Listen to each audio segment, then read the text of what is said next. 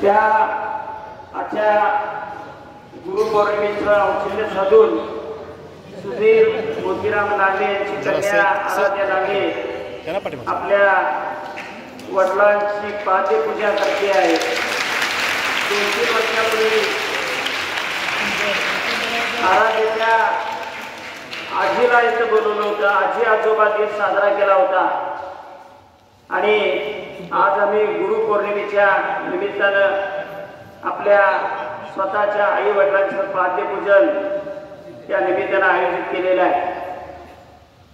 आराध्या सुधीर लांडे ही विद्यार्थिनी या ठिकाणी आपल्या वडिलांचं पाद्यपूजन करत आहे। आपण सर्वांनी त्यानंतर निधी बागडी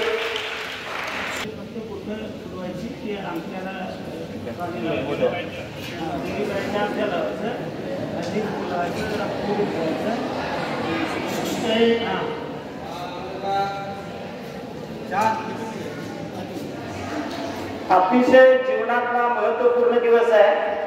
सर्वांनी शांतता पाळणं गरजेचं आहे। कोणत्याही प्रकारचा फालतू आवाज इथे करायचा नाही।